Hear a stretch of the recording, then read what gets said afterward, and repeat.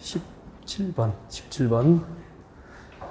도시개발법상 환지 예정지 처분에 따른 임차권자 등의 보호에 관련된 설명으로 틀린 것은 이렇게 되어 있습니다. 네. 환지 예정지 지정으로 종전의 임대료, 지료, 그 밖의 사용료 등이 불합리하게 되면 당사자는 계약 조건에도 불구하고 장래에 관하여 그 증감, 즉 임대료 등의 증감을 청구할 수 있다 없다? 있다. 임대료 등의 증감 청구가 가능합니다. 그리고 이때 2번, 이때 임대료 등의 증감 청구는 환지 예정지 지정의 효력 발생부터 며칠? 60일 지나면 못해요. 그래서 환지 예정지 지정의 효력 발생부터 60일 내에 임대료 등의 증감 청구를 해야 됩니다. 맞고 3번, 환지 예정지 처분으로 지역권 또는 임차권의 설정 목적을 달성할 수 없게 되면 당사자는 해당 권리를 포기하거나 계약을 해지할 수 있습니다. 4번, 위 3번의 권리를 포기하거나 계약을 해지한 자는 그로 인한 손실보상을 청구할 수 있죠. 누구에게 청구합니까? 중전토지나 건축 소유자가 아니고 시행자, 도시개발사업 시행자에게 손실보상 청구를 할 수 있죠. 4번이 답이고요. 위 손실보상한 시행자는 그로 인하여 이익을 얻은 자 또는 중전토지나 건축 소유자에게 구상권을 행사할 수 있게 되는 겁니다. 잠깐 설명 한번 해드릴까요? 네, 한번 보죠. 우리 도시개발사업전 토지를 뭐라고 그래요? 종전토지라고 하잖아. 그죠? 네, 종전토지. 이 종전토지 100번지고요. 종전토지 100번지고, 여기, 1000제곱미터의 갑의 농지였었죠. 그럼 이 100번지 갑의 종전토지, 1000제곱미터 농지에 임차권자가 있어. 임차권자가 있지. 그러면은 공짜입니까? 임대료 내입니까? 당연히 임대료 내야 되잖아. 그래서 임대료는 앞에 보시죠. 설명하지 말까? 임대료는 2천만 원, 연간 2천만 원이야.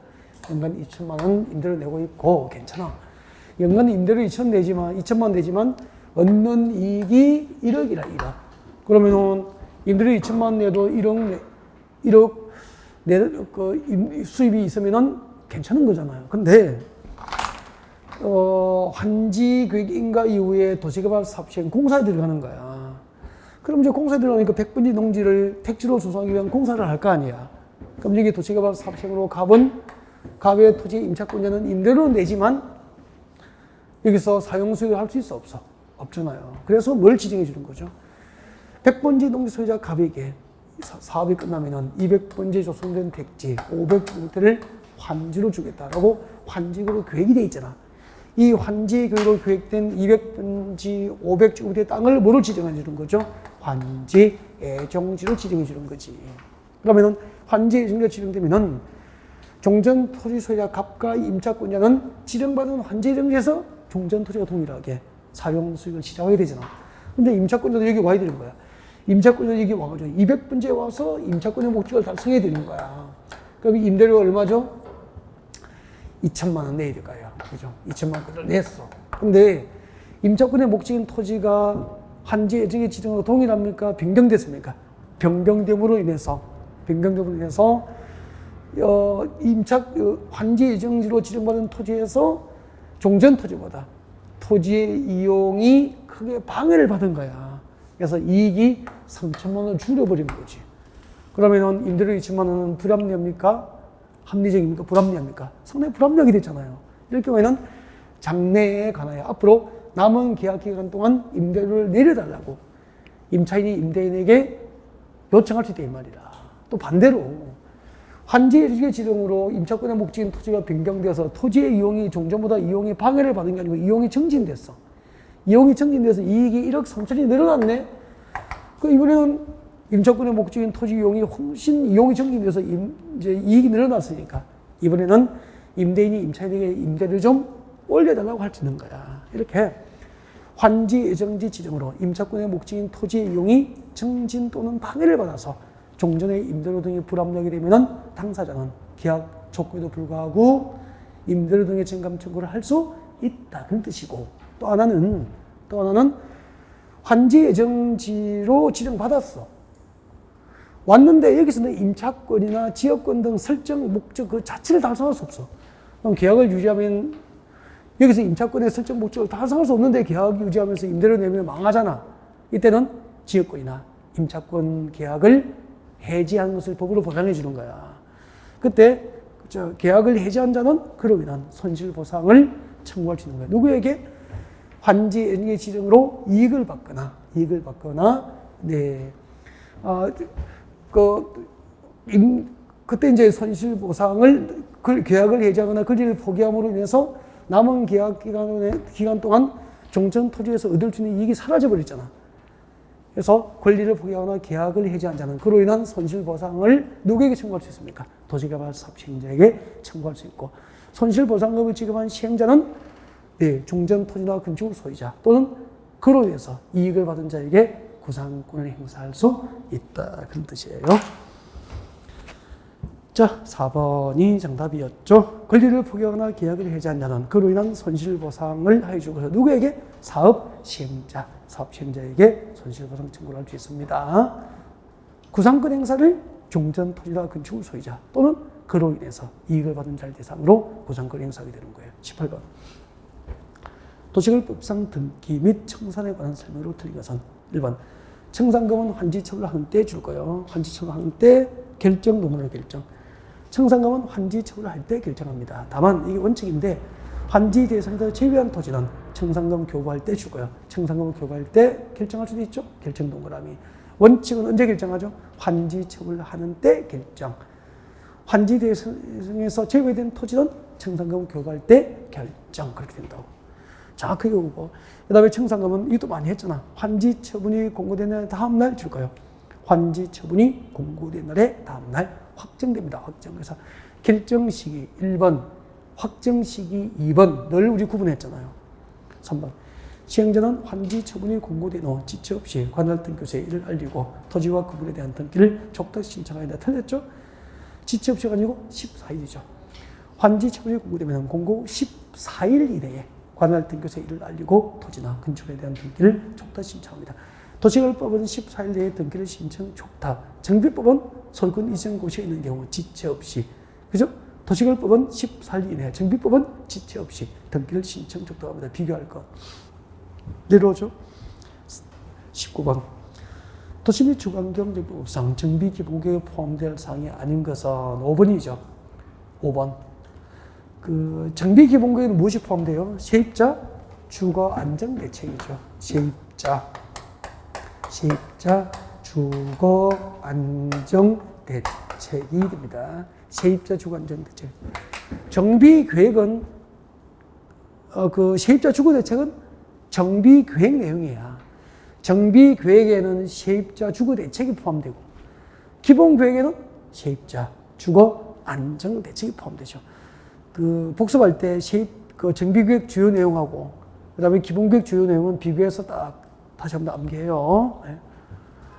다음 내려오죠. 20번. 도시 및 주거환경정비법상 재건축 사업에 관한 설명으로 틀린 것은 재건축 사업은 관리처분권을 공급할 수 있는 대상이 주택, 부대, 복리시설 및 오피스들 맞죠? 잠깐만요. 재개발은 관리처분으로 뭘 공급하죠? 건축물. 주거환경정비 사업은 주택, 부대, 복리시설 구분해서 외워야 되죠. 2번. 위 1번의 오피스를 공급을 할 수 있는 용도지역은 준주거지역과 상업지역. 중고업지역이 틀렸죠. 2번이 정답입니다. 나머지 읽지 않겠습니다. 네, 이렇게 돼요, 그냥. 21번. 21번은 그냥 외우면 되죠. 21번에 박사님 들어오세요. 재개발 사업 동그라미. 재개발 조합 설립인가 신청할 때 동의요건 어떻게 되죠? 토지 등 소유자 4분의 3. 토지 면적 2분의 1. 그 다음에 재건축입니다. 재건축 거기 들죠. 재건축도 동영에서도 한번 해드렸죠. 이미 문제 풀 때부터. 그죠? 한번 보세요. 재건축은 이제 노후 불량수 판정된 공동주택단지입니다. 아파트 101동, 102동, 103동 그렇게 되잖아요. 네? 근데 103동의 동수가 많아 작잖아. 작으면은 인근의 주택단지가 아닌 지금 인근의 단독주택이나 열주택단지를 매입해서 넣을 수 있다 그랬죠. 단지가 커지잖아. 이렇게 여기는 주택단지죠. 주택단지. 여기는 주택단지가 아닌 지역이 포함되어 있죠. 단지가 아니자. 주택단지가 아닌 곳이 포함되어 있죠. 단지하고 단지가 아닌 곳은 다르죠. 단지 안에서는 네, 동별 구분 소유자 의결권의 과반수.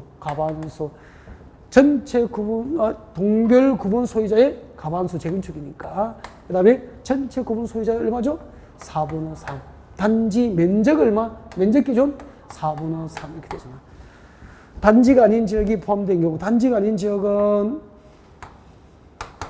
토지나 건축물 소유자 4분의 3. 토지 면적 기준 3분의 2 그렇게 되죠. 이제 정확하게 외워야 돼, 이제. 이거. 네. 점검도 할 것. 정답 몇 번입니까? 5번. 네. 기억에 4분의 3. 니은 4분의 3. 디귿 4분의 3. 5번. 22번. 도시 및 주관 경제법상 사업시행 인가를 받은 정비 사업 공사 완료에 따른 조치 등에 관련된 다음 절차를 진행 순서에 따라서 옳게 나열된 것은 그렇게 되어 있습니다. 관리청구 인가를 받은 사업이고 공사 전부 완료를 전제로 한다라고 되어 있습니다. 정비 사업으로 공사가 완료되면 공사 완료 보고서를 만들어서 뭘 신청하죠? 준공인가를 신청합니다. 이제 인가 고시된 사업 시행률로 준공인가가 있으면은 준공인가를 하고 공사 완료를 고시해요. 우리 그 재개발 재건축 공사 완료되면은 어떤 상태죠? 이제 재건축이 공사 완료된 것은 기존의 노후 불량 건축물 전부 철거하고 다시 이제 새 아파트를 다 지은 거죠. 이 상태예요. 그러면은 재건축 공사 끝났으니까 새로 지은 아파트는 잔금을 마친 조합원에게 소유권을 이전해 줘야 되잖아. 분양 처분이거든요. 그래서 공사 완료 고시가 있으면 이제 분양 처분 절차가 없는 거야. 공사 완료 고시가 있으면 지체 없이 대지 확정 측량 외워야 됩니다. 자꾸 확정 측량하고 대지 확정 측량하고 그 다음에 측량했으니까 뭐 하죠? 토지 분할 절차를 거쳐야 됩니다. 대지 확정 측량하고 토지 분할 절차를 거치고 그리고 관리 처분 계획의 내용을 통제하죠. 관리 처분 계획. 관리 처분 계획 내용을 관리 처분에도 정한 사항이잖아. 관리 처분 내용을 토지 등 소유자, 분양시장 조합원에게 알려줘야 됩니다. 관리 처분 내용을 통제해주죠. 관리 처분 계획에서 당신은 101동 몇 평짜리 아파트, 몇 동 몇 호를 받을 겁니다. 관리 처분 계획 내용을 관리 처분에서 정한 사항을 알려주고 통제하고 그 다음에 새로 조성된 대지나 건축물의 소유권을 이전하여 고시하고 시장 군수들에게 보고합니다. 이 소유권 이전 고시를 분양처분이라고 하는 거죠. 자, 이렇게 소유권 이전이 고시되면 분양처분이 있으면 소유권 이전 고시일의 다음 날 소유권을 이전받은 대지나 건축물에 대해서 이제 조합원은 새로운 소유권을 취득하게 되는 거죠. 소유권 이전 고시 이전 날입니까? 다음 날입니까? 다음 날 소유권 취득. 그리고 이제 소유권 이전이 고시되면은 지체 없이 시행자의 신청과 촉탁에 의해서 분양 등기를 하게 됩니다. 이 소유권 이전 고시 후 지체 없이 이제 시행자의 신청과 촉탁에 의해서 분양 등기가 이루어지고 분양 등기 전 다른 등기는 허용됩니까? 제한됩니까? 제한을 하게 되는 거죠. 해설 다 됐죠? 1번이 정답이죠. 23번. 도시 및 주거환경정비법상 분양 공고, 분양 신청에 관련된 설명으로 틀린 것은 그렇게 되어 있습니다. 1번.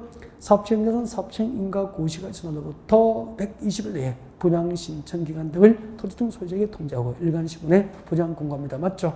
분양 공고는 사업시행 인가 고시가 있은 날부터 며칠 내에 이루어지죠? 120일.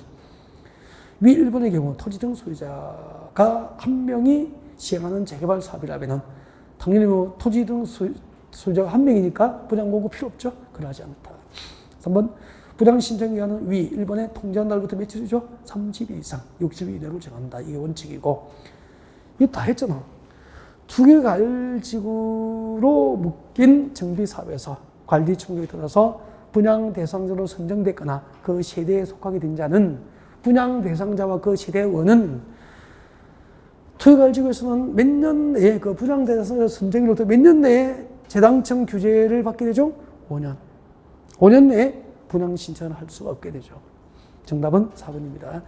재당첨 규제는 분양 대상자로 선정이 된 날로부터 5년 동안 다시 분양 신청할 수 있도록 재당첨 규제를 받게 됩니다. 5번. 그리고 사업시행자는 관리충계 인가가 고시된 날의 다음 날부터, 이 출구 놓죠? 관리충계 인가가 고시된 날로부터 다음 날부터 며칠이죠? 90일 내에. 이거 외워놔야 돼. 관리충계 인가가 고시된 날의 다음 날부터 90일 내에 분양 신청을 하지 아니한 자의 토지와 건축물에 대한 권리는 매도청구합니까? 손실보상 협의해야 됩니까? 손실보상을 협의해줘야 되죠.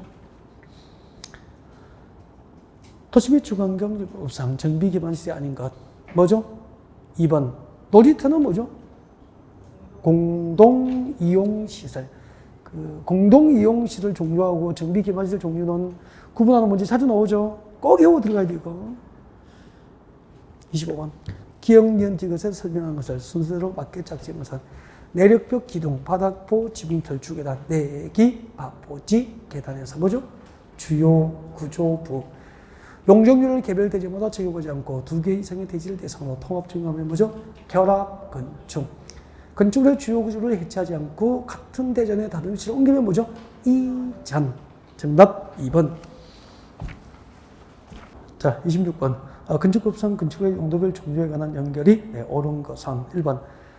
장의사 동물병원, 동물미용실은 제2종 근린생활시설이죠. 1종 근린생활시설 틀렸고. 그 다음 2번.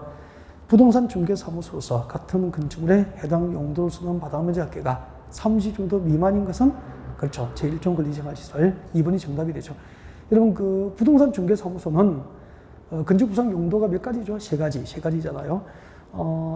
해당 용도를 쓰는 바닥면적 합계가 30 정도 미만까지는 1종 근린생활시설, 30 정도 이상부터 500 정도 미만까지는 2종 근린생활시설, 그리고 해당 용도로 쓰는 바닥면적 합계가 500 정도 이상부터는 그렇죠. 업무시설로 분류됩니다.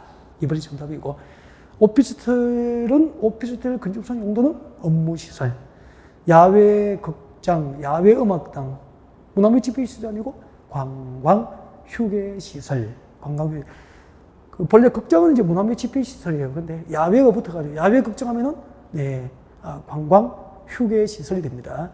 그리고 자동차 운전하고는 학원이지만 교육연구시설이 아니잖아, 그죠? 아니고 뭐죠? 그렇죠. 자동차 관련 시설, 자동차 관련 시설 용도에 해당하게 됩니다. 27번. 건축허가권자의 건축허가 거부 등에 관련된 사항입니다. 이런 건축법상 건축허가 거부 대상이 4개죠. 동그라미 1번 동그라미 위락시설, 동그라미 2번에 숙박시설, 동그라미 위락시설, 숙박시설 이 2개가 주거환경과 교육환경에 부족하 봐도 인정되면은 건축위원회 심의를 거쳐서 허가는 거부될 수 있습니다. 또 하나가 있죠. 4번에 방제지구, 동그라미 방제지구, 4번에 방제지구에 건축하는 건축물, 그 다음에 5번은 자연재해 위험 개선지구, 동그라미 해야 돼. 그래서 방제지구나 자연재해 위험 개선지구에 건축하는 건축물인데 뭐 지하철 등 일부 공간을 주거용으로 쓴다든지 하는 것이 부족하 보면은 건축위원회 심의에서 허가가 거부될 수 있죠. 그래서 건축법상 건축허가 거부 대상 4개야. 용도가 위락시설, 숙박시설로서 주거환경 교육환경에 부족하 보다 인정되거나 방제지구가 지정됐거나 자연재해 위험 개선지구로 지정되어서 지하철 등 일부를 주거 용도로 사용하는 것이 부족하보다 인정되면 건축위원회 심의에서 허가는 거부될 수 있죠. 관광 후계 시설은 건축허가 거부 대상 용도가 아니죠. 정답이 3번이에요. 28번. 건축법상 건축법상 A도 B군 제1종 일반 주거지에서 330 정도인 대지에 연면적 200 정도이고 2층인 단독주택을 건축하는 경우에 관한 설명으로 틀린 것은 건축 중 해당 자치단체의 조례가 적용 기준에 따라서 대지에 종용 등 필요한 조치를 했나 맞습니까? 지금 A도 B군 제1종 일반 주거지니까 도시적이잖아. 도시적 밖에는 조경이 면제지만 도시적은 대지 면적이 얼마 이상이죠? 200주 이상이면 조경해야 되잖아. 그래서 1번 맞고 2번. 건축주는 건축사가 설계한 설계도서를 첨부해서 B군수로부터 허가를 받아야 한다. A도 B군에서 허가권자 누구죠? B군수 맞죠? 맞고 도시적에서는 연면적이 200제곱미터이고 2층인 단독주택도 신고 대상입니까? 허가 대상입니까? 허가 대상이잖아. 도시적 밖의 소규모 건축은 신고 대상이잖아. 이건 일반 주거지니까 도시지역이잖아요. 신고 대상입니까? 허가 대상입니까? 허가 대상.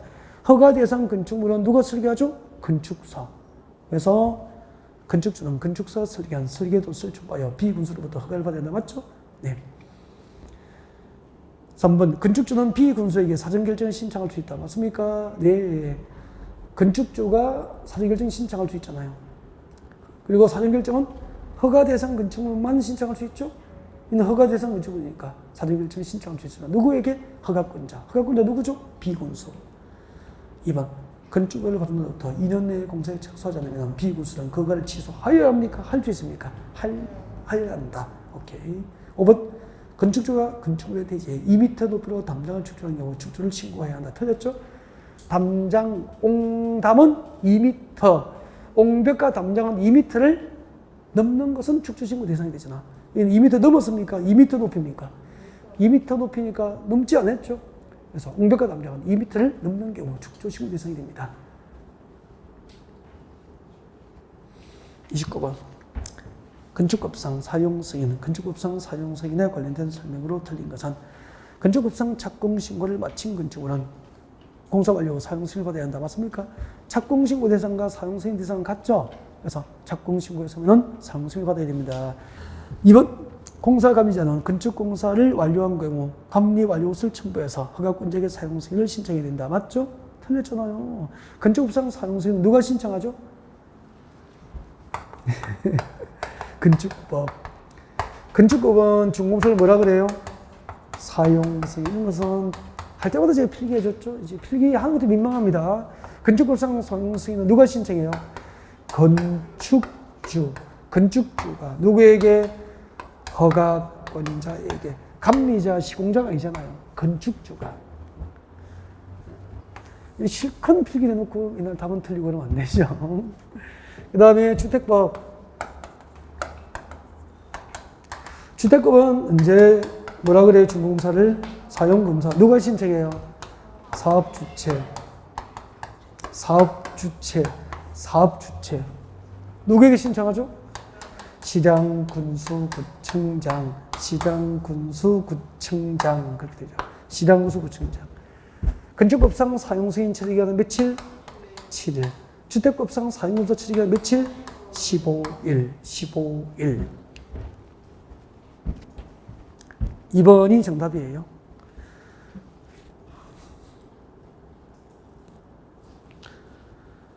30번. 도로 모퉁이 건축선, 도로 모퉁이 건축선 지정에 관한 설명으로 틀린 것은 그렇게 되어 있습니다. 해설 들어요? 해설 들어요?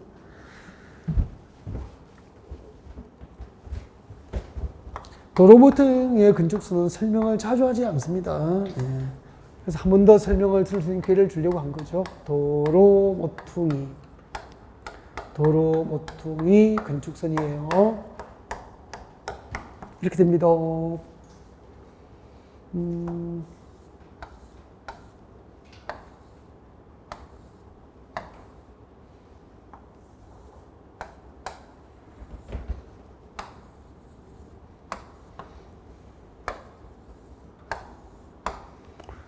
6m 도로, 여기는 7m 도로. 교차각이 90도, 교차각이 90도. 그렇게 돼요. 자동차가 갑니다. 여기 오면은 직진할까요? 우회전할까요? 우회전할 그럼 한번 보라고. 대지에 건축이 되잖아, 이게. 상상해 보시라고. 이 건물이 다 있는 거야, 이게. 건축이 된 상태에서는 이 자동차가 여기까지 진행하더라도, 여기까지 진행하더라도 여기 볼 수 있어, 없어? 못 보잖아. 도로 모퉁이 부분에서 원활하게 차량 소통이 불가능한 거야. 그래서 도로 모퉁이 부분에서 건축을 지정하는 목적은 도로 모퉁이 부분에서 자동차 소통이 원활하도록 건축선을 지정하도록 한 거죠. 그때 도로 모퉁이 부분의 건축선을 이렇게 지정합니다. 대지와 도로의 경계선이죠. 대지와 도로의 경계선이잖아. 이쪽에도 대지와 도로의 경계선이 여기 있잖아. 교차점. 교차점은 이 점이에요. 이게 기준의 기준. 대지와 도로의 경계선의 교차점으로부터 이 교차 각도하고 대지가 접한 도로 너비에 따라서 2m 이상 4m 사이에서 일정한 거리를 도로 경계선에 따라서 이렇게 후퇴를 합니다. 똑같이 후퇴해, 일정한 거리를. 만약에 이쪽으로 3m면 이렇게 3m 후퇴했으면은 교차점으로 이쪽으로 몇 m죠? 3m를 후퇴하는 거야. 2m 후퇴하면 2m, 4m 하면 4m 이렇게 후퇴해서 두 점을 연결합니다. 이게 도로 모퉁이구조의 건축선이 되는 거야. 그리고 이 건축선, 도로 모퉁이구조의 건축선이 되고 이 건축선하고 도로 경계선 사이의 면적 두 변의 길이가 같잖아. 이등변 삼각형이잖아. 면적은 대지 면적이 포함입니까? 제외입니까? 제외. 이게 이제 도로 모퉁이구조의 건축선이라고. 대지와 도로의 경계선의 교차점으로부터 도로 경계선을 따라서 일정한 거리를 각각 후퇴하여서 도로 모퉁이구조의 건축선이 지정되고 건축선하고 도로 경계선 부분의 면적은 대지 면적이 포함입니까? 제외입니까? 제외. 그렇게 된다고. 자, 그때 이 교차각이 봐. 지금 여기 몇 도죠? 교차각이? 90도잖아. 교차각이 120도 이상. 교차각이 120도 이상이면 도로 모퉁이구조 건축선 규정을 적용하지 않는 거야. 왜요? 지금 여기 90도인데 한번 120도 이 정도 되잖아. 이 정도. 이 정도 되면 후퇴하지 않더라도 원활한 소통이 가능하다 보는 거라. 그 다음에 이 도로 너비가 4m 미만.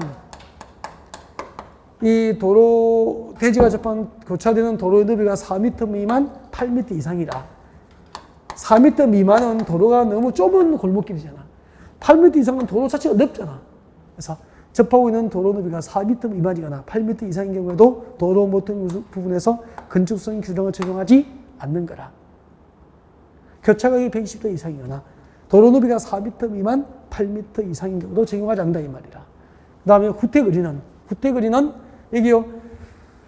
대지와 도로의 경계선의 교차점으로부터 이렇게 도로 경계선에 따라서 이렇게 후퇴하는 거리는 최소 이 대지가 접한 도로 너비하고 교차 각도에 따라서 최소 몇 미터? 2m 이상 4m 미만 2m 이상 4m 미만 사이에서 후퇴거리를 결정합니다. 이게 후퇴거리가 되는 거예요. 같이 한번 봅시다. 30분의 1번. 도로 모퉁이에 위치한 대지의 도로 모퉁이 부분의 건축선, 그 대지에 접한 도로 경계선의 교차점 동그라미, 교차점으로부터 쭉 끄세요. 밑줄을 교차점으로부터 도로 경계선에 따라서 일정한 거리를 각각 후퇴한 두 집을 연결하는 순서로 합니다. 너비 줄 거죠? 8m 이상 4m 미만 줄 거예요. 8m 이상 4m 미만 도로까지 줄 겁니다. 손 떼고. 얘 접한 대지는 도로 모퉁이 부분에서 건축선 규정을 적용하지 않는다. 이유 알고 있죠? 4m 미만 너무 좁거나 8m는 도로 너비가 넓으니까 후퇴하지 않더라도 원활한 소통이 가능하다 보거든. 그 다음에 도로의 교차각이 몇 도? 120도. 120도 이상인 경우 도로 모퉁이 건축선 규정을 적용하지 않게 됩니다. 90도가 틀렸죠? 3번이 답이야. 그 다음에 건축선과 도로 경계선 사이 면적은 대지 면적의 제외입니까? 포함입니까? 제외. 그리고 도로 경계선 교차점으로부터 후퇴거리는 도로에 교차되는 각각 해당 도로 너비에 따라서 줄거 놓죠?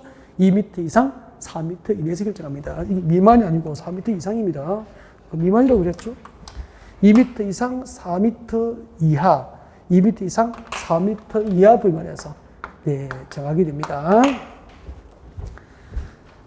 필요 안 해도 되죠. 보니까 다 적어놨잖아, 지문서에. 그 나오면은 이거는 여기 이런 것들만 기억하면 돼요.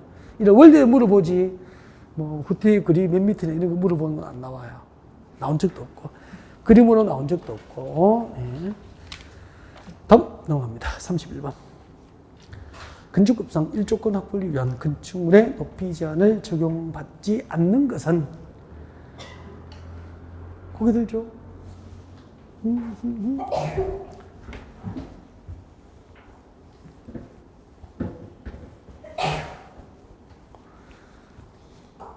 이야기해요. 물으면 대답을 해야 됩니다. 일조권 확보를 위해서 건축을 제한받는 용도 지역 두 개 이야기해. 뭐죠? 전용 주거지역과 일반 주거지역. 이거 말을 못하면 접근이 안 되는 거죠. 전용 주거지역과 일반 주거지역입니다. 전용 주거지역과 일반 주거지역. 전용 주거지역과 일반 주거지역에서는 건축에 허용된 모든 건축물이 일조권 확보를 위해서 건축을 제한받습니다. 네. 모든 건축물과 예외 있어? 없어? 없어.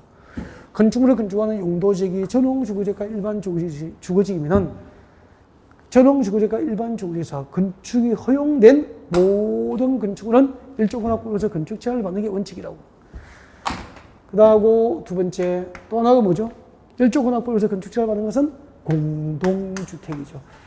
이 두 개 제목을 말 못하면 이런 문제 접근 자체가 늦은 거라니까. 공동주택. 단, 공동주택은 일조가 확보를 위해서 건축 제한을 받지만 어디든 재배되죠? 단 두 군데도 재배되잖아. 그렇죠? 중심 상업지역과 일반 상업지역 건축하는 공동주택은 재배되는 거죠. 중심 상업지역과 일반 상업지역에서 건축하는 공동주택은 일조권 확보 대상에서 제외. 그럼 답 나왔잖아. 1번 제1종 전용 주제 건축에 허용돼 모든 건축은 일조권 확보를 위한 건축 제한을 받잖아. 다중주택 건축 제한 받죠? 준주거지역에 건축하는 연립주택. 준주거지역은 여기에 해당 안 되잖아. 전용주거지역과 일반 주거지역에 해당하지 않잖아. 근데 연립주택이 어디에 해당되죠? 연립주택은 공동주택이잖아. 건축제한을 받는 거야. 일조권 확보로 건축제한을 받는 거라고. 3번 3종 일반 주거지역은 모든 건축물이 일조권 확보를 위해 건축제한을 받죠? 초등학교 건물도 일조권 확보를 위해서 건축제한을 받는다. 모든 건축물이니까. 그 다음에 일반 상업지역에 건축하는 아파트. 아파트는 여기에 해당되잖아. 공동주택이잖아. 근데 중심상업지역과 일반 상업지역에 건축하는 공동주택은 일조권 확보 대상입니까? 제외입니까? 제외. 그 정답은 4번 이렇게 된다고. 아셨죠? 32번. 주택급성 주택의 종류, 용어 정의에 관련된 연결이 틀린 것은 1번이 답이죠. 우리 건축급상 단독주택으로 용도가 부여된 건축은 단다, 다공. 건축급상 단독주택은 단독, 다중, 다가구, 공간. 주택법상 단독주택에는 단독주택, 다중주택, 다가구주택. 공간은 주택법상 주택에 해당하지 않는다. 이 정답이 1번이잖아요. 33번. 실제 시험이 이렇게 나올까? 이렇게 나오죠, 비슷하게. 근데 문제는 이제 이렇게 나오면은 틀리는 사람이 무지하게 많다는 거죠. 다 맞을까지 이렇게 나오면은 틀려요. 자, 33번. 리모델링 주택 조합의 조합의 될 수 없는 자. 거기 들죠? 리모델링 주택 조합이 뭐죠? 말을 해요, 말. 자, 시작. 말 못하면은 안 된다 그랬죠, 그죠? 리모델링 주택 조합이 뭐죠?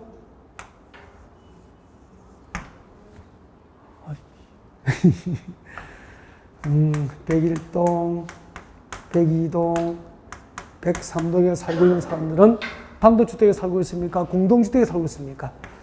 공동주택 소유자가. 공법의 이해는 개념을 아는 것부터 시작됩니다. 공동주택 소유자들이 소유하고 있는 그 공동주택을 뭐 한다고요? 리모델링 할 목적으로 만들면 리모델링 주택 조합이 되는 거야. 맞죠? 그래서 리모델링 주택 조합의 조합은 누구죠? 이 아파트 리모델링 하면 이 아파트 공동주택 소유자들이 리모델링 주택 조합이 되는 거야. 맞죠? 근데 아파트는 두 가지 종류가 있잖아. 사업, 계획, 승인을 받아서 건설된 아파트가 있잖아. 그러니까 몇 세대 이상이고, 그렇죠. 공동주택이 30대 이상은 사업계획 승인 받잖아. 사업계획 승인을 받아서 건설된 이 공동주택을 리모델링 하면은 해당 공동주택 소유자. 해당 공동주택 소유자가 조합이 되는 거야. 그럼 여러분이 살고 있는 아파트가 30대 이상이면은, 여러분 아파트 리모델링 하면은, 여러분은 사업계획서로 건설된 공동주택, 리모델링 주택 쪽으로 조합이 되는 거라. 그리고, 여보세요. 아파트 단지에 상가가 있잖아요. 상가는 뭐라고 불러요? 주택법에서 뭐라고 불러요? 건축법에서는 근린시행할수있는데 주택법에서는 이걸 복리시설이라고 부르잖아. 그 상가를 함께 리모델링 하면은 그 복리시설 소유자, 그 복리시설 소유자도 리모델링 주택 쪽에 조합이 된다 이 말이라. 얘기 이해가 됐죠? 그 다음에 공동주택 건설 시대에서가 30대 미만이면은 건축허가 받습니까? 사업계획서를 받습니까? 건축 허가를 받고 분양 목적으로 건설된 공동주택이잖아. 30대 미만이면은 건축허가를 받잖아. 건축허가 받고 분양 목적으로 건설된 공동주택을 건설하면은 그 공동주택 소유자, 그 공동주택 소유자도 조합이 되고 건축허가를 받아서 건설된 공동주택 단지 안에 있는 복리시설은 복리시설하고 안 하잖아요, 건축법에서는. 그래서 그걸 상가를 뭐라고 불러요? 공동주택 외시설이라고 했을 뿐이야, 이름을. 공동주택 외시설 소유자라고 했는 거야. 공동주택 외시설, 똑같은 상가 건물인데 주택법상 사업교수를 받은 경우에는 복리시설 소유자라고 부르고, 건축허가 받고 건설된 공동주택은 공동주택 외시설 소유자라고 하는 거야. 이해가 됐죠? 이 네 개가 주택법상 니모린 주택지의 조합원 자격이야. 그러니까 이런 것도 이제 이해를 못하면 잘 외우지도 못하는 거야. 무슨 말인지를 모르니까 외우지 않는 거죠. 안 외워도 이제 다 됐죠. 1번, 사업교수를 받아 건설된 공동주택 소유자. 이해가 됐죠? 그리고 복리시설을 함께 리모델링하면 그 복리시설 소유자. 그 다음 위 1번에 공동주택 단지 부대시설 소유자는 조합이 돼? 안 돼? 안 되잖아. 4번, 건축허가를 받고 분양 목적으로 건설된 공동주택은 30대 미만이죠. 30대 미만이어서 건축허가 받고 분양 목적으로 건설한 공동주택 리모델링 하면은 그 공동주택 소유자하고 위 사례의 경우 공동주택 외 시설이 있으면은 그 공동주택 외 시설 소유자도 조합이 된다. 이해가 됐습니까? 네. 지금 이해하면 이제 시험 때까지 안 잊어버릴 거 아니야. 그죠? 지역주가 지정주택인 거 아니까. 이런 거 딱 내면은 은근히 허를 찔러버리거든요. 그래서 한번 더 챙겨봤고. 34번. 주택법상 국토교통 장관의 사업교수를 받아야 할 대상은 우리 너무 많이 했죠, 이것도. 거의 매번 관련된 문제가 나갔죠. 국토교통부 장관으로부터 직접 사업교수를 받아야 할 대상, 대표적으로 국가구 주택공사잖아. 정답 몇 번이죠? 2번. 35번. 주택법상 사용검사권자의 임시사용승인을 받을 수 있는 시기, 임시사용승인을 신청할 수 있는 시기, 그리고 공동주택의 임시사용승인에 관한 설명이다. 가로에 들어갈 내용으로 받은 것은. 이거 은근히 어렵다. 실수 나와요, 실수가. 한번 봐요.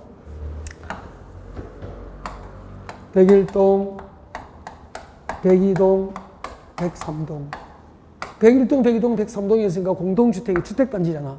이 주택건설사업은 언제 법적으로 임시사용승인을 신청할 수 있죠? 세대별 공사 끝나야 됩니까? 동별로입니까? 네? 동별로니까 101동 공사 끝나면은 102동, 103동 공사 진행 중에도 101동만 임시사용승인 신청할 수 있죠. 동별로 공사 올리는데 그렇게 되는 거야. 임시사용승인 신청할 수 있어. 그 다음에 대지를 조성할 때는 넓으면은 구역에서 공사를 할 수 있잖아. 1구역, 2구역, 3구역, 4구역 나누어가지고. 뭐죠?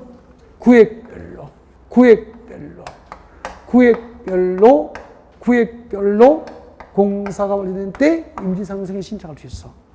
단 조심해야 될 게 있어. 잠깐만. 공동주택은, 주택건설사업은 동별로 공사 완료될 때 임시사용승인 신청했잖아. 101동 공사 끝나고 임시사용승인 신청을 받았어. 그럼 임시사용승인을 해줘야 되잖아. 그때 임시사용승인을 할 때 임시사용승인을 해줘야 될 대상이 공동주택이면 세대별로 임시사용승인을 해줄 수 있다, 없다? 있다. 세대별로 공사가 완료된 때 임시사용승인을 신청할 수 있다. OX? X. 단, 동별 공사가 완료되어서 임시사용승인 신청을 받았죠. 그때 임시사용승인을 해야 될 대상이 공동주택이면 세대별로도 임시사용승인을 해줄 수 있다. OX? O. 이렇게 되는 거야. 알겠죠? 그거 헷갈리면 안 돼.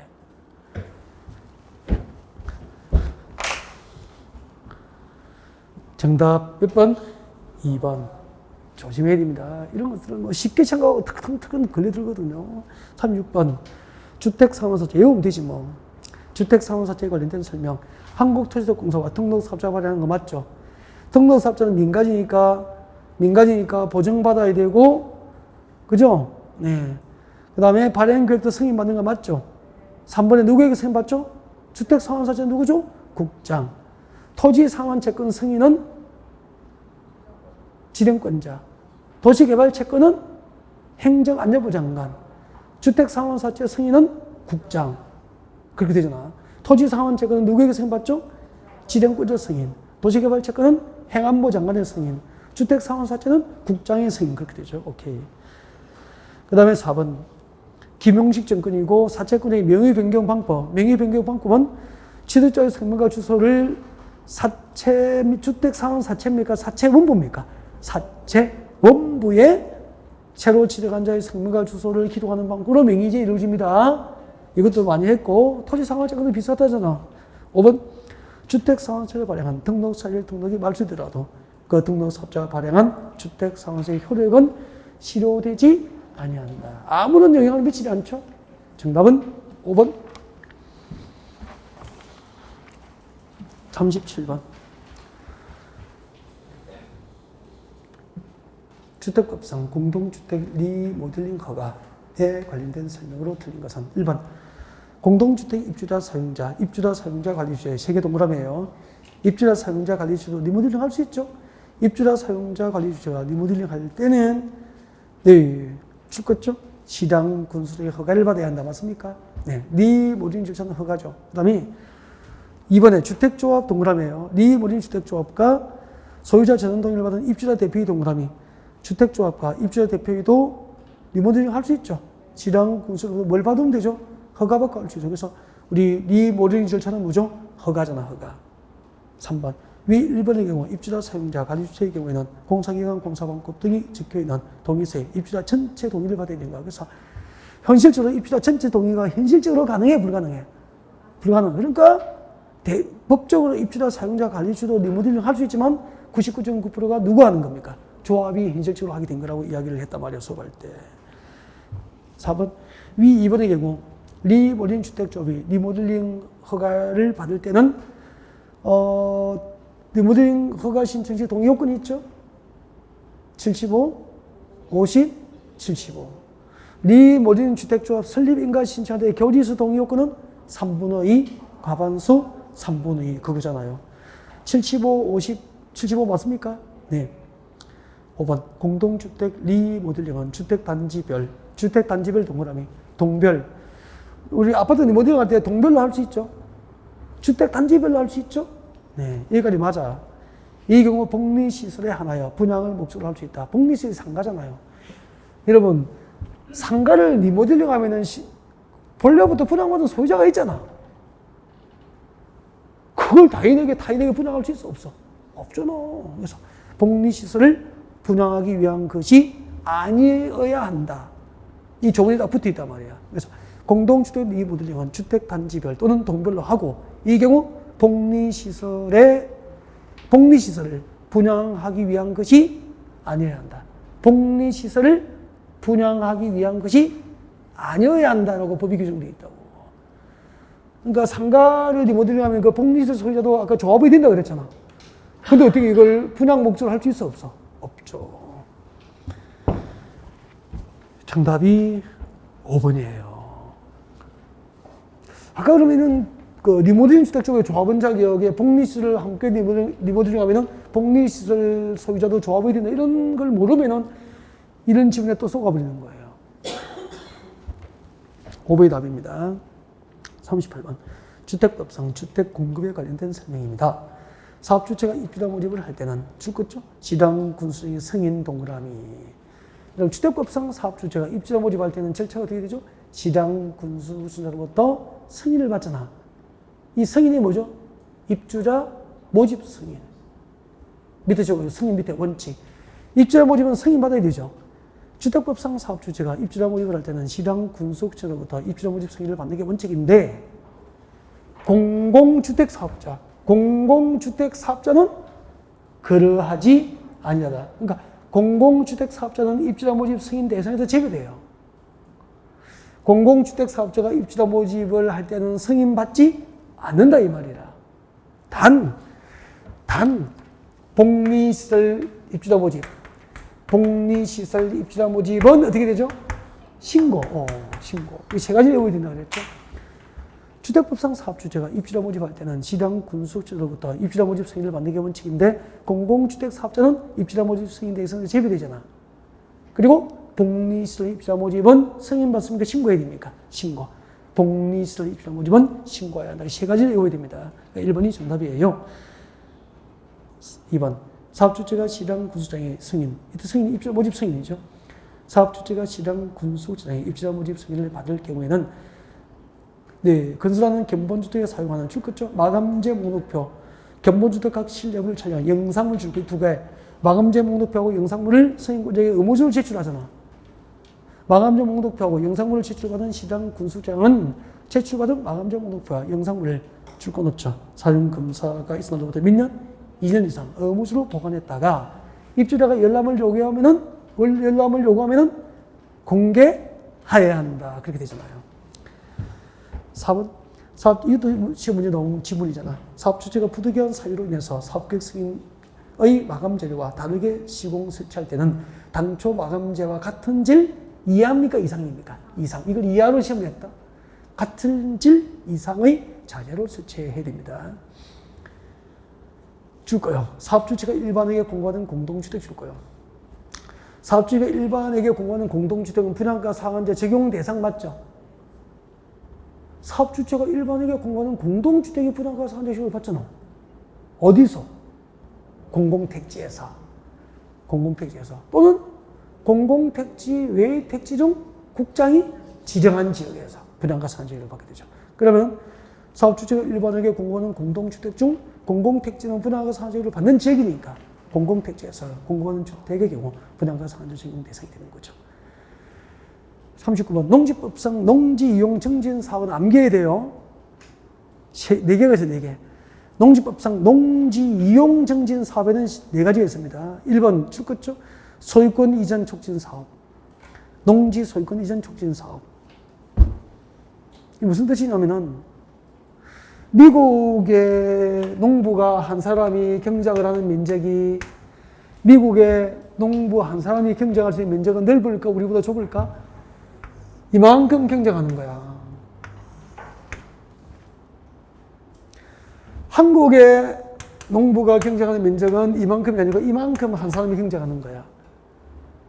그럼 우리 미국보다 우리는 벌써 경작 규모에서 경쟁력이 없잖아. 그러면 이제 소유권을 땅이 10,000평이 있으면은 한 사람에게 소유권을 이제 모아주는 게 좋습니까? 10,000명이 나눠서 소유해야 됩니까? 한 사람에게 모아줘야 되겠죠. 우리 농정은 이렇게 간 거예요, 이제. 소유권 이전 촉진 사업. 한 사람이 많은 면적을 경작할 수 있도록 소유권을 몰아주다면 대규모 영농자를 육성하자 이 말이에요. 그게 경쟁력이 생기니까. 맞죠? 어차피 기계화 돼야 되니까. 그런 뜻이라고 해요. 그래서 소유권 이전 촉진 사업. 그 다음에 농지 임차권 설정을 촉진하는 사업. 농지 소유권 이전 촉진 사업. 그리고 임차권 설정 촉진 사업 이렇게 오라고. 소유하고 있는데 경작하지 않으면 국가적으로 농업 생산량이 떨어지잖아. 그것은 뭐 해야 되죠? 대규모 영농을 하는 임차권자에게 임차권을 설정하도록 해주겠다는 거예요, 정책적으로. 소유권 이전 촉진 사업, 임차권 설정 촉진 사업. 그리고 이제 개인이 농사를 하는 시대에서 뭐를 바꾸겠다는 거죠? 농업 경영체 육성 사업 4번에. 그리고 위탁 경영 촉진 사업 3번에. 그렇게 4개가 농지 이용 증진 사업이야. 농지법상 농지 이용 증진 사업, 소유권 이전 촉진 사업, 임차권 설정 촉진 사업, 경영체 육성 사업, 그리고 위탁 경영 촉진 사업 4개를 외워놔야 된다고. 대리 경쟁자 지정 촉진 사업은 제가 지어낸 겁니다. 정답이 4번이에요. 40번 농지존용입니다. 농지법상 농지존용 허가권이 누구에게 있죠? 농림축산식품부 장관. 농지법상 농지존용 허가권자는 원칙적으로 누구죠? 농림축산식품부 장관이 되죠. 밑에 농림축산식품부 장관 밑에 적어요. 원칙. 원칙은 농림축산식품부 장관에게 농지존용 허가권이 있는데 위임되죠? 위임은 이렇게 되죠. 전용 허가권이 누구에게 위임되던가요? 다 배웠잖아. 시도지사하고 시랑 군수구치장에게 그걸 이렇게 했죠. 저 밑에 필기예요. 40번 밑에 필기하세요. 40번 밑에 적으세요. 필기해요. 하면서 같이 외워요. 지금 듣고 이제 시험 쳐야 되니까 이거 빨리 하세요. 빨리 하세요. 빨리 하세요. 농업진흥지역 안 농업진흥지역 밖. 농업진흥지역 안과 밖이죠. 농업진흥지역 안팎이에요, 안팎. 이렇게 해놓고, 이게 가운데 시도지사 쓰요. 시도지사. 오른쪽에 누구죠? 농장. 농장이 누구죠? 농림축산식품부 장관. 장관들이 너무 길어서 나 이거 못하겠다. 무슨 장관이야? 네, 국방부 장관입니다. 그건 하겠는데. 농림축산식품부 장관입니다. 이게 너무 길어, 그지? 그래도 쉽게 좀 해야죠. 이게 누구죠? 시장군수구청장. 시작합니다, 이제. 이렇게 했죠. 농업진흥재관에서 시도지사에게 위임된 면적, 농업진흥재관에서 농지전용 면적이 3,000제곱미터 이상, 3,000제곱미터 이상부터 3만 제곱미터 미만까지. 저거요. 3,000제곱미터 이상부터 3만 제곱미터 미만까지.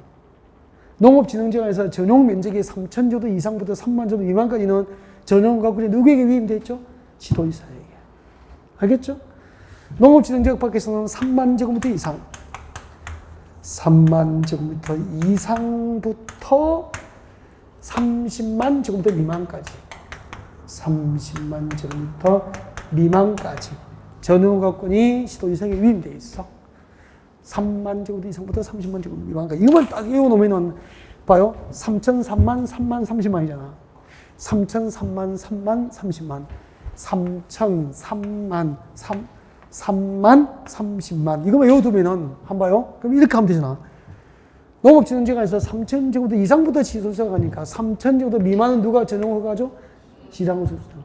3천 제곱미터 이상부터 3만 제곱미터 미만까지 시도지사가 가니까 그 이상, 3만 제곱미터 이상은 누가 허가죠? 농장. 3만 제곱미터 미만은 시장군수장. 30만 제곱미터 이상은 농장. 그렇게 되니까 가운데 외우면 돼. 3천, 3만, 3만, 30만. 그 미만은 시장군수장. 그 이상은 농장. 그러면 딱 되잖아요. 이게 40번에 4번으로 나온 거야. 농업진흥재관에서 3천 제곱미터 이상부터 3만 제곱미터 미만까지 농지전용원. 누구에게 위임되어 있죠? 관할 지도지사에게 전용허가권이 위임되어 있다 이 말이라. 이해가 됐습니까? 이렇게 나오기 때문에 이걸 외워놔야 돼.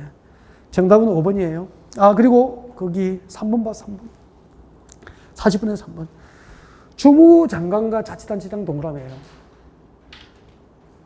주무부서의 장관하고 자치단체장이 농지를 전용할 거야. 그럼 잠깐, 우리 일반 국민이 농지를 대지로 바꾸고 공장 용지로 바꾸려면 그냥 해야 됩니까? 전용허가 받아야 됩니까? 받아야 되죠. 근데 주무부 장관이나 지방자치단체에서 농지를 전용할 때 우리하고 똑같이 전용허가 받을까? 특례가 허용될까? 특례가 허용되잖아. 그래서 저 뒤에 네 번째 줄에 농지 전용에 관하여 협의하여야 한다 줄 거예요. 협의 동그라미. 그래서 주무부 장관과 자치단체장의 전용은 협의야, 협의. 알겠죠? 허가권자하고 협의하고 전용할 수 있다. 농림축산식품 장관하고 허가권자하고 협의하고 전용하는 거야. 잠깐만. 우리 건축법상 공용 건축물의 건축. 국가나 지자체가 공용 건축을 건축할 때도 그 기관장이 허가권자와 협의했잖아. 협의하면 건축허가 받은 것으로 건축 신고한 것으로 가선주로 허가나 가선주 축출 신고한 것으로 다 의제처리가 됐잖아. 똑같다니까. 그래서 장관이나 자치단체장의 농지전용은 협의. 그렇게 기억하면 되는 거잖아. 설명 다 드렸고 5번은 정답 찾기 쉬웠죠. 이건 다 했을 거 아니야. 허가를 받은 자가 농지전용 허가를 받는 자가 관계공사의 중지 등 동그라미에 조치명령. 공사 중지 조치명령을 했는데 계속 하는 거라. 조치명령 위반이잖아. 관계공사의 중지 등 조치명령을 했는데 공사 중지 조치명령을 위반하고 계속 공사하는 거야. 그러면 어떻게 한다고요? 전용허가를 취소할 수 있습니까? 해야 합니까? 해야 한다. 절대 취소 사유야. 절대. 조치명령 위반은 이미 취소입니까? 절대 취소입니까? 절대 취소. 그래서 농지전용 허가를 취소할 수 있는 사유가 8개, 7개 돼. 하나만 외우면 된다. 8개, 7개 어떻게 다 외우냐고. 이거 하나만 외우라고. 조치명령 위반은 취소해야 한다. 나머지 조치명령 위반 말고는 전부 취소할 수 있다. 여기까지예요. 고생 많았고요. 1년 동안 믿고 함께 해주셔서 너무 감사드립니다. 시험 잘 보셔야 돼. 잘 보시고 꼭 살아서 들어와야 돼. 그리고 산청에 살고 있으니까 지리산 쪽에 오시면은 대원사 쪽에 연락하고 그 해설지 보면은 해설지 제일 마지막에 이게 나와 있을 거예요. 해설지 조금 이따 받았겠죠, 여러분이? 해설지 받으면 제일 뒤쪽에 보면은 우리 지난번에 수업할 때 농지 취득 자격증 발급 신청하면은 처리 기간이 7일, 4일, 14일이었잖아. 개정됐다고. 그게 시행 일자가 내년 5월이야. 종전대로 시험 본단 말이야. 그래서 그 부분을 알려드리려고 공지사항을 적어놨으니까 해설지 꼭 참고하고. 알겠죠? 개정됐는데 내가 책상에서 봤거든 나도. 근데 그 시행 일자 보니까 내년이어서 그냥 기억을 안 했다가 지난번 물어서 다시 확인하니까 8월 17일 날짜가 적혀서 그거 보고 또 개정 시행 일자 내가 잘못 본 줄 알았어. 다시 확인하니까 내년 5월 맞아. 그래서 농지 취득 처리 발급 처리 기간 농업경영고사 작성하면은 처리 기간이 종전대로 4일, 농업경영고사 작성하지 않고 발급 신청하면은 2일. 그대로입니다. 알겠죠? 이거 농지위원회 심의 규정도 내년 5월달부터 시행이야. 그래서 여러분은 종전하고 똑같습니다. 참고, 그 공지사항에 적어놨으니까 참고하시면 될 것 같아요.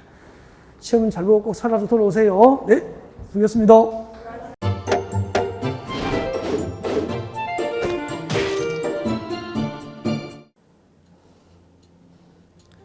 안녕하세요. 부동산 공법을 강의하는 고상철입니다. 자, 제가 이번 시간에 말씀드릴 건 뭐냐면 공인중개사를 여러분이 공부하시다 보면은 여러 가지 자료들, 뭐 OX 문제라든지 어떤 요약된, 집약된 자료, 뭐 PPT 자료 이런 것들이 많은데 그 일일이 출력하다 보면 여러분들이 보관하고 하는데 불편함이 있어서 그런 것들을 좀 약간 또 해소도 하기 위해서 또 다른 사람들하고 커뮤니티도 뭐 할 수 있기 때문에 저희는 네이버 밴드라는 어플을 좀 활용할 건데요. 그 네이버 밴드에다가 자료를 올려놓은 거를 내가 다운을 받고 내가 보는 방법에 대해서 알려드릴 테니까 이 부분에 대해서 제가 시작하는 거 똑같이 따라 하시면 설치부터 사용 방법까지 말씀드릴 테니까 그대로 따라오시면 됩니다. 자, 1단계 네이버 밴드 어플을 다운받습니다. 자, 그럼 네이버 밴드 다운을 어떻게 받냐?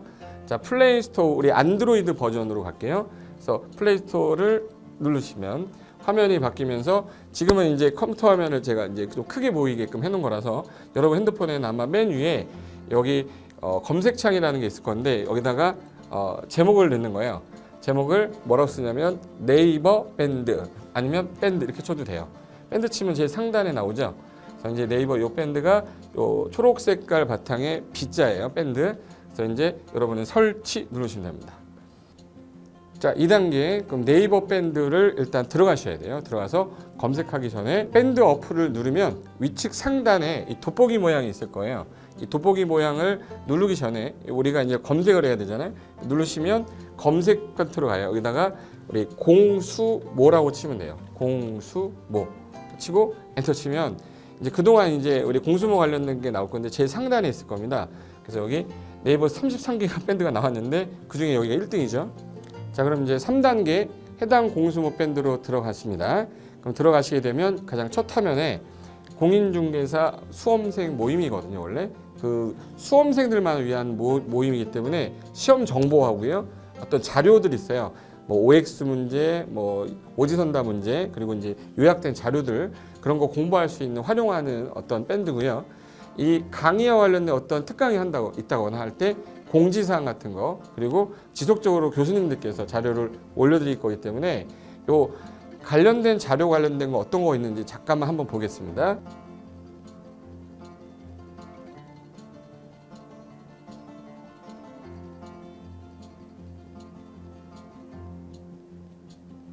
자, 그러면 4단계로 갈게요. 또 다른 꿀팁 하나 말씀드리겠습니다.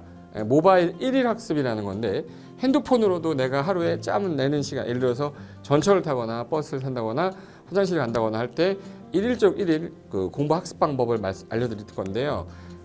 메인 화면에서 위로 좀 올라가면은 모바일 1일 학습이라고 나올 거예요. 여기 있습니다.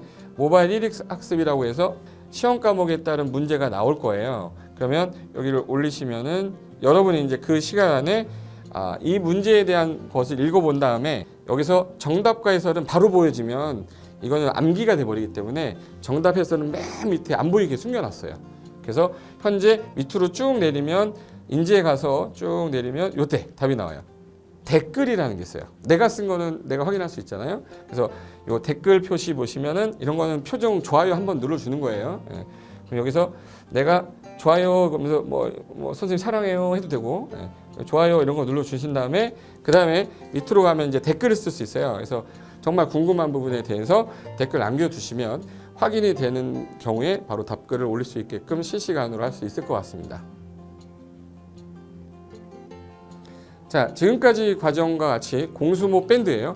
공인중개사 수험생 모임 밴드를 줄여서 우리 공수모 밴드라고 하는데 이렇게 가입하시면 여러 가지 자료들 업데이트되는 거, 개정되는 부분 신속하게 받아들일 수 있기 때문에 아마 여러분 학습하는데 도움이 많이 될 겁니다. 그래서 꼭 가입하셔서 좋은 자료도 받고 매일매일 학습하시면서 도움 되셨으면 좋겠고요. 자, 여러분의 합격을 진심으로 기원하겠습니다.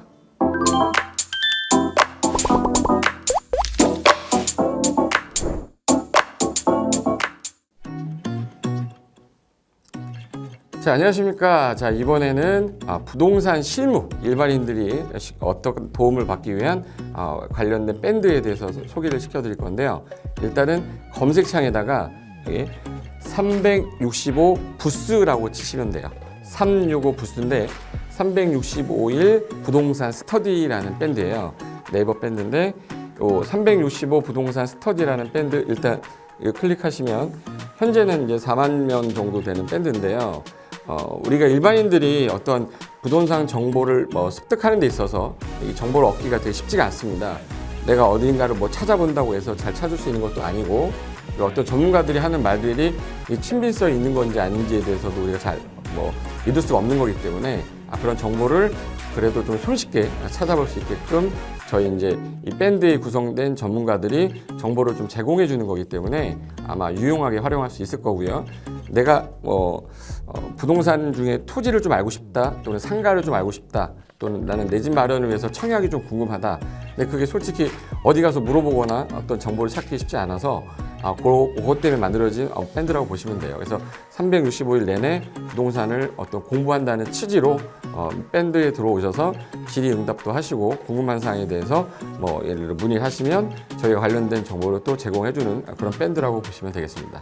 어떤 밴드냐면 한번 보시면은 지금 현재는 공지사항이 제일 먼저 나올 건데요. 이 공지사항은 기존에 있던 오프라인이 어떤 강좌가 있으면 그 강좌에 관련된 거 세미나라든지 그래서 평소에 이제 우리가 이제 접하지 못했던 강의들 있죠. 이렇게 진행이 된다라는 거 공지를 좀 하는 그런 내용들이고요. 하나 좀 더 올리면 자 이제 우리 교수님이에요. 교수님 중에 상가 교수님이 최근에 예를 들어서 법이 바뀌었어요. 법이 바뀌게 되면 최근에 바뀐 법이 이러한 바뀐 법이 있으니 중개업을 한다거나 투자를 할 때 좀 유의해서 알아보시면 좋겠습니다라는 거를 올려놓을 거예요. 기존에 올려놓은 자료가 있으면 또 찾아보시면 되는 거니까 이렇게 해서 계속 밴드에서 소식을 받으시면 실전에 굉장히 도움을 많이 받을 거라고 예상합니다. 부동산 관련된 내용 중에서 하나 더 보시면 이제 랜드프로에서 직접 우리 프로그램 만들고 있어요. 그래서 부동산 까발리기, 부동산 부티크 이런 팁이 관련돼서 부동산 팁 있죠. 예를 들어서 청약을 받아야 되냐 말아야 되냐, 지금 강남권 아파트를 투자해야 되냐 말아야 되냐, 이런 정보를 쉽게 여러분들이 접하지 못하기 때문에 그런 관련된 것들을 시대에 맞게 흐름에 맞게 부동산 시장이 이제 요동치면 내가 지금 집을 팔아야 되냐 사야 되냐 그런 것들에 대해서 신속하게 정보를 들을 수 있는 밴드니까 시간이 나실 때마다 자주 들어오시고 저도 자주 들어가서 좋은 정보 남겨 드릴 테니까 자주 들어오시기 바랍니다. 저는 부동산 공법하고 부동산 토지 투자를 강의하는 고상철이었습니다. 자주 밴드에서 뵙도록 하겠습니다. 자, 수고하셨습니다.